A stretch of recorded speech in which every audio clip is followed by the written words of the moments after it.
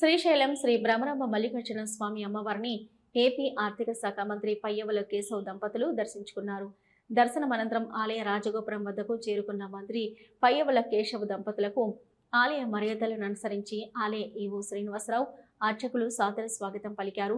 అనంతరం శ్రీ స్వామి అమ్మవారిని దర్శించుకొని ప్రత్యేక పూజలు నిర్వహించుకున్నారు. అనంతరం అమ్మవారి ఆశీర్వచన మండపంలో మంత్రి పయ్యవుల కేశవ్ దంపతులకు ఆలయ అర్చకులు వేద పండితులు వేద ఆశీర్వచనం చేయగా ఆలయ ఈవో శ్రీనివాసరావు శ్రీ స్వామి అమ్మవారి తీర్థ ప్రసాదాలు శేష వస్త్రాలు శ్రీ స్వామి అమ్మవారి చిత్రపటాన్ని అందజేశారు.